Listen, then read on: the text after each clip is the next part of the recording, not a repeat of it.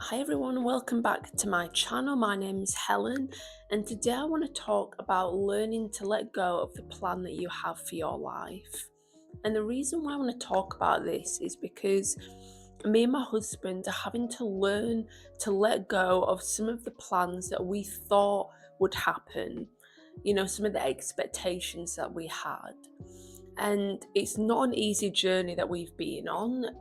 We've actually been waiting to have children for nearly a year now, and we've not been able to because I'm awaiting heart surgery. And that heart surgery is next month, but there will still be probably complications and things that we will have to talk through in terms of what our future family will look like. And it's not an easy journey to go through. And so I want to share just 5 things that I have been learning on this journey. And these are not 5 things that I have in place that I'm like, yep, I've got it all sorted, because I haven't. Honestly, me and my husband at the moment are going through some really big changes and some big decisions, that we need to make. And it's difficult and it's painful. When you expect that life's going to be in one direction, but then it heads in a different direction, that can be really challenging and really unsettling. And I think it's okay to accept that. But even if we're going on a different plan and it's for the greater good, it's God's plan, it still can be unsettling when it's different to what you planned for yourself. And so I'm going to share with you guys just 5 things, and I hope that this is really helpful, and I hope that you can practically apply these things to your life. So, the first thing is to understand that God's plan is better for you than your plan. And I know that people say this all the time, and it's easy to say it. It's another thing to actually believe it when it's not looking good, when life isn't looking the way that you want it to be. But what I have really been reminding myself of is that when I look at my life right now, all that I can see is right now, like what's happening in the present day and what's happened in the past. Whereas I can't see the future. I can't even see what's going to happen in a minute, or what's going to happen in 5 minutes. Never mind a 5 year plan. Whereas God can, God knows our entire future. And so something that's happening now in your life, in my life, that might seem really painful, could actually be something that is really going to be a blessing in 5 to 10 years' time. But because we've not got a future vision, we can't see ahead, we are not aware of that. And so all that we're sitting in is this unsettled feeling of the unknown, of not knowing what's going to happen, but having this plan that we hope will happen. And I know that for me, I'm learning to understand that my life is going to be so much better if I let God take the reins, if I trust His plan for my future, rather than trying to find my own plan and seek out decisions that are probably really wrong decisions in order to get to a certain place that is really probably unhealthy for me. And so I know that tip seems super obvious and also super difficult to actually apply, but we need to be aware that we are not the author of our own life. We are not the person that knows our future. And so, why should we actually trust in ourselves and what we think is going to happen when we actually have a God who knows what's going to happen? It seems so obvious, being like, Helen, why are you not just following God's plan? Why are you not trusting His plan? And it's easier, as I said, to say it than actually live it. But just remind yourself every single day, God, you are the author, you are the author, you are the author. I am not the author of my life. So therefore, the information that I know about my life is about that big, whereas the information that God knows is like that big. We need to be aware of the perspective that God has and the perspective that we have on our lives. The second thing, and honestly, this has been really difficult for me, is to stop setting timelines for your life. Honestly, I wish that I could tell myself this every day and really fully believe that I'm going to stop doing that. It's something that I battle with every single day of my life. Ask my husband, I'm always someone who is trying to set a timeline. And a bit of a silly example here, but it was quite impactful actually, is when I was 17. I was in a class and the teacher asked me and a bunch of other girls who were in the class with me, what is the ideal age to have your first child? And it was relevant. It was to do with teenage pregnancies that we were talking about. And so she said, what do you think, as a group of young girls who were 17, what do you think is the like ideal age to have your first child? And so we all got in our groups and then had an open discussion. And the age that everyone said was 27, which seemed absolutely fine because we were like, well, that's in 10 years' time. We've got ages. Well, for me, 27 came and went. 32 is soon gonna come and go. I'm turning 32 next month. I honestly thought that I would have my first child when I was 27, my second child when I was 29, and if I wanted a third child when I was like 31. I'm 31 now, nearly 32, and I don't have children. And so it just has reminded me that actually, in the back of my mind, I've always had this idea that I would be a mum by the time I was 27, based on one conversation in a class over 10 years ago, nearly 15 years ago now. And sometimes it's so unhelpful to have these particular timelines. By the time I'm this age, this is what's going to happen. Because, like in the previous point, it's not living on God's timeline, it's living on our own, what we think is going to happen. And the problem is when that timeline, when that age like comes and it goes, you feel like you've failed. You feel like you've done something wrong, and that just isn't true. Life happens for a certain reason. And looking back now, I was not ready to be a mum when I was 27. It's only been in the last year that I actually feel ready to be a mum, since about the age of like 30, 31. And so we need to just be asking ourselves, are our timelines actually realistic? Or are we just putting unnecessary pressure on ourselves that is not going to be helpful? That when we hit that age and it passes by, we're just going to feel regret and sadness and like we failed. And that's not how we should feel about our lives. We shouldn't feel like we're failing. We shouldn't feel like we've done something wrong and that's why we've not achieved something by a certain age. It's like if you wanna get married by a certain age, you can't control when you're gonna meet someone that's right for you and if that's gonna work out, and then if you're gonna get married, it's not within your control. And so why we set these timelines is honestly beyond me. I don't know why we do it, but we do, and we need to stop because it's just adding unnecessary pressure that is not gonna be beneficial.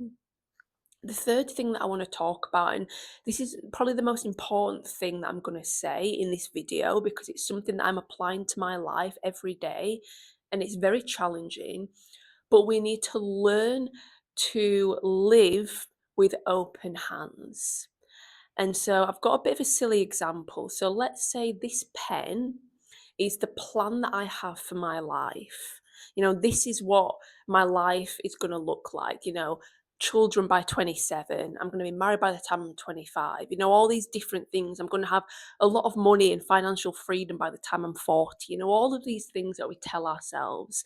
If we have it in our hands like this, like clutching onto it, then it's very difficult for God to come in and take that pen, take that plan away because we're clutching onto it so tight that there's no room for God to come and remove it. When actually the best thing that we can do is live like this with palms fully open, trusting that God will place something in our hand when the time is right. And if it's not, chuck it away, and we need to be aware that if we live with open hands, then it is us saying to God, I trust your way, I trust your plan. And even if this thing in our life is really good, if we're clutching it so tight, then it's not allowing God to maybe add extra blessing into our life or to change certain things. Like, let's say this is how you view your marriage. Your marriage is like this pen, and it's a good marriage, it's a successful marriage. And so you're holding on to it really tight. Well, God may want to bless your marriage even more. He may want to make it even more fruitful. But if you're clinging on to it so tight, there's no room for Him to make any change. And to be honest, I would say at the moment in my life, I'm living with my hands like this, like they're not fully open, they're not fully kind of clenched onto the plan, they're a little bit loose. And I'm learning every day to slowly open my hand and let God make the decision. Let Him take things away and let Him bring things into my life according to His plan. And I actually wrote a blog called Learning to Let Go. And I will link that below because it's something that I've really had to go through. I've had to learn to let go of this pretend plan, this thing that I thought was going to happen in my life. Because the health journey that I've been on has by far been the hardest thing that I've ever had to face in my life. And I wasn't expecting to go through it. You don't expect to go through a health issue at the age of 30, but that's what I faced. That's what my life has looked like. And so this idea of me and my husband having our first child when I was 30 or 31, well, I was clinging on to it so tight that every time a month went by and the operation hadn't happened or we were still waiting, it got even more painful to hold this plan in my hand because I knew that it wasn't going to happen. Whereas if I had been living from the get go with open hands, I would have felt so much better knowing that when, like, let's say this is it, this is our children, our future children, when the time's right, God will place that in our hands. And that is what I want us all to be doing, to be living open handed and not trying to cling on to what we think life should be or what we expected it to be. Because I'm only 31, nearly 32, and I already know that life does not go according to plan. I've experienced this on countless occasions in my life, and I've witnessed it happen to so many other people. And so, therefore, we need to adapt our mindset, remove that thought of, oh, first kid by the time I'm 27, or remove that thought that you may have, I'm going to be married by the time I'm 30, financial freedom when I'm 40, a great house by the time I'm 35, healthy children by the time I'm 35. We need to stop having these things in the back of our minds that are actually ruining our relationship with God, because when we have these things in the back of our minds and they don't happen, we feel disappointment, we feel anger, sometimes at God that it hasn't happened. And so we need to start removing those thoughts and those um, hopes and expectations. And don't get me wrong, it's okay to long for things. If you're single and you really want to be married, longing for marriage is not a bad thing. Marriage is something that God designed. It's not a bad thing to want. But clinging on to it so tightly that you're not trusting in God's timing is never going to help, because as each year goes by and you're single, it's going to get harder and harder to trust God. It's going to get harder and harder to be grateful for the life that you're living and to find contentment in the life that you currently have. And so we need to just start removing those expectations and just live open handed, trusting that God will bring things into our life when the time is right.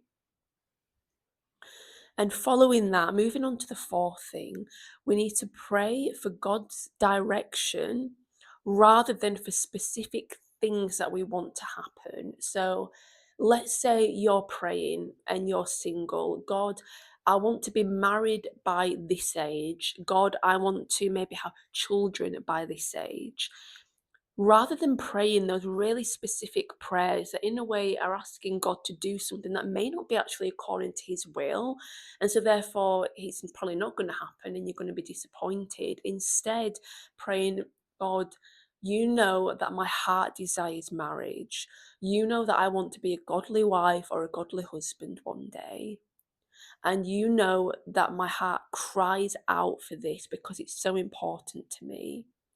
But what is most important to me is that this marriage that I hope to have one day, that I'm believing I will have one day, is honoring to you. It will bless you. And so, therefore, it needs to be with the right person that you're calling into my life. So, God, I don't know when that's going to happen, but I'm trusting that your timing is perfect and your direction is perfect. To pray something like that removes your own desires and your own expectations. Yes, you are acknowledging that you long for this. Let's face it, God will already know if it's deep down, if you're longing for something, He will already know that anyway. But it's not coming from this selfish point of view of God, I want to be married because all my friends are married, or I want to be married because I want someone there, or I want to be in an intimate relationship, or whatever it is. It's removing those in a way kind of selfish desires. Not, I wouldn't say they're really wrong desires. There's nothing wrong to want to be with someone and live a life with someone, but if God's not in it, then it's not going to be a blessed marriage. It's not going to be the marriage that God has for you.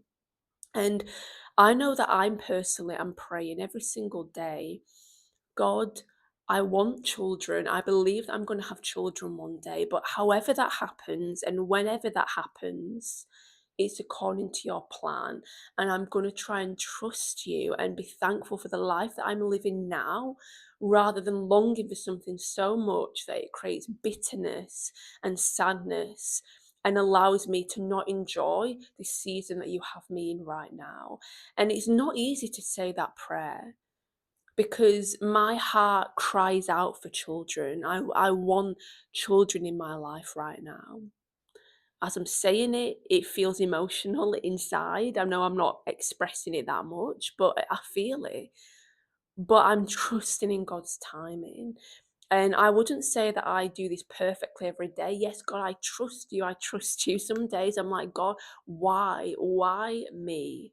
Why am I seeing so many other people with so many blessings with children, people who are far younger than me, have been married less than I have, but yet I'm here waiting and sitting, dealing with a health condition that is impacting me and my husband having children. God, why? Why?